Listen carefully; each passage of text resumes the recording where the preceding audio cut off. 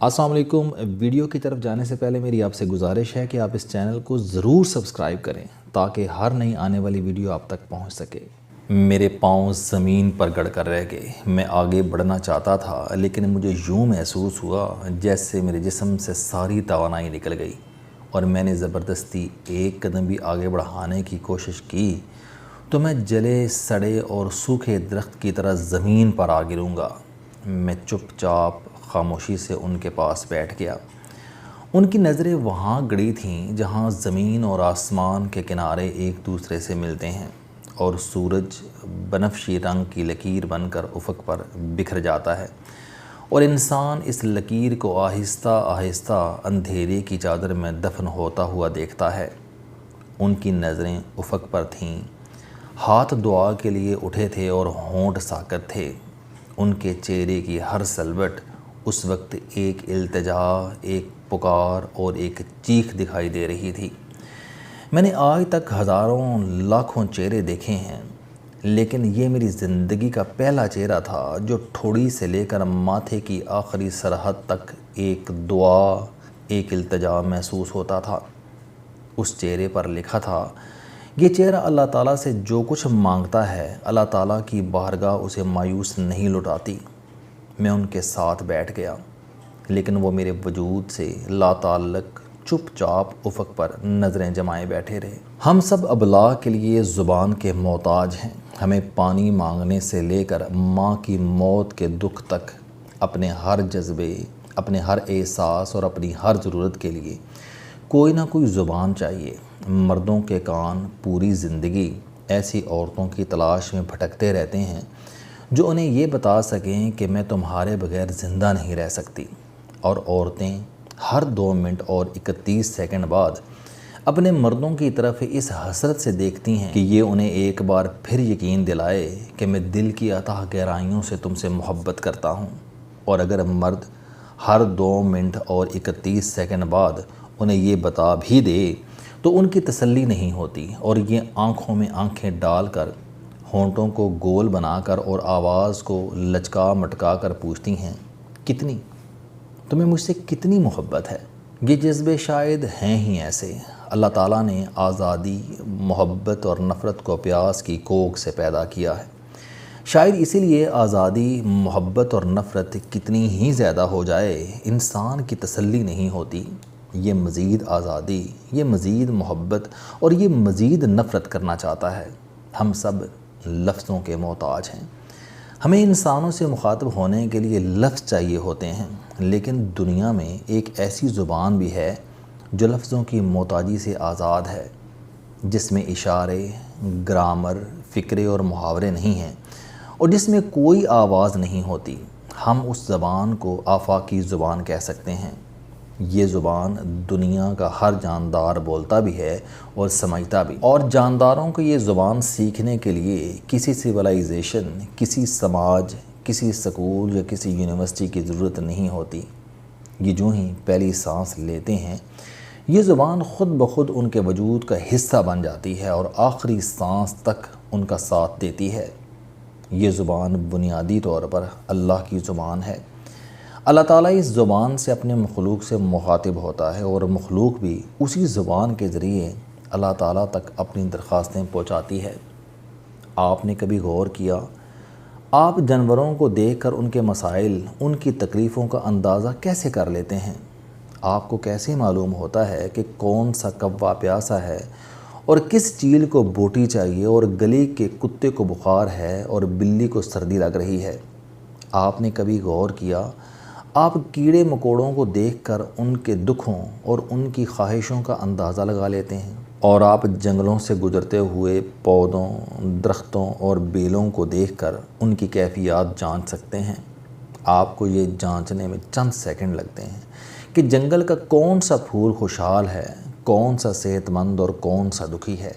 آپ کبھی جانداروں کو اس نظر سے دیکھ کر دیکھیے، آپ کو ہر جاندار کچھ نہ کچھ کہتا دکھائی دے گا، اور آپ اس کی زبان بھی سمجھ رہے ہوں گے، اور جانداروں کے درمیان یہ رابطہ وہ آفاقی زبان ہے جو اللہ تعالیٰ کی زبان ہے، اور اللہ تعالیٰ اس زبان کے ذریعے اپنی مخلوق سے مخاطب بھی ہوتا ہے، اور ہم جاندار اس کے ذریعے اسے اپنے دکھ بھی بتاتے رہتے ہیں۔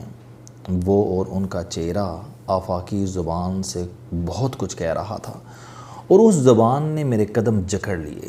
میں ان کے پاس بیٹھ گیا۔ مجھے محسوس ہوا کہ وہ اس آفاقی زبان کے پروفیسر ہیں اور اس وقت اس زبان کے ذریعے کائنات کی خفیہ طاقتوں کے ساتھ ان کا رابطہ قائم ہے۔ وہ بڑی دیر تک ہاتھ پھیلا کر افق کی مدم ہوتی سرخ لکیر پر نظریں جمائے بیٹھے رہے اور میں چپ چاپ انہیں دیکھتا رہا۔ افق کی لکیر اندھیرے میں تحلیل ہو گئی تو انہوں نے جھرجھری لی، چہرے پر ہاتھ پھیرا، میری طرف مڑے اور مسکرا کر بولے، ہم سب اس غلط فہمی کا شکار ہیں کہ اللہ تعالیٰ نعوذ باللہ صرف عربی زبان سمجھتا ہے۔ چنانچہ ہم زیادہ سے زیادہ عربی دعائیں رٹنے کی کوشش کرتے ہیں اور جب اس کوشش میں کامیاب ہو جاتے ہیں تو اللہ تعالیٰ کو اپنے عربی لہجے، الفاظ کے ذخیرے اور بھاری بھرکم آواز سے متاثر کرنے کی کوشش کرتے ہیں۔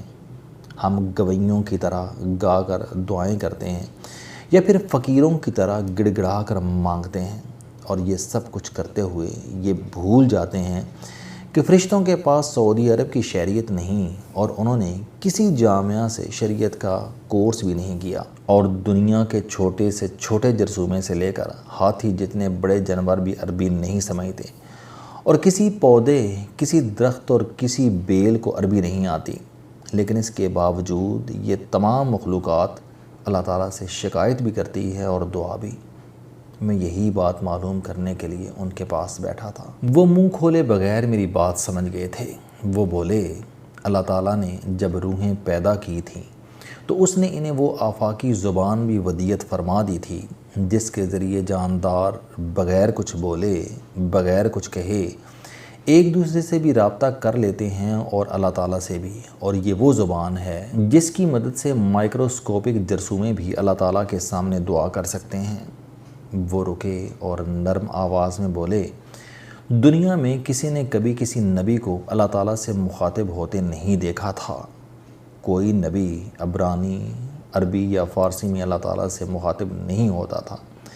یہ سب اس آفاقی زبان میں اللہ تعالیٰ سے ہم کلام ہوتے تھے اور اللہ تعالیٰ انہیں اس زبان میں جواب دیتا تھا، اور دنیا کے تمام ولی، کتب اور ابدال بھی اسی زبان کے ماہر ہوتے ہیں۔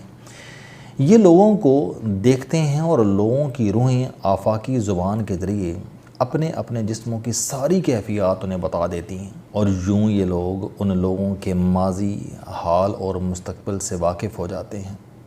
اور رہ گئی دعا تو وہ رکے، لمبا سانس لیا اور نرم آواز میں بولے، انسان جب تک اس آفاقی زبان کے ذریعے اللہ تعالیٰ کی حضور دعا نہیں کرتا، اللہ تعالیٰ اس وقت تک اس کی طرف متوجہ نہیں ہوتا۔ میں نے بےتاب ہو کر ان سے پوچھا، لیکن یہ زبان ہوتی کیسی ہے؟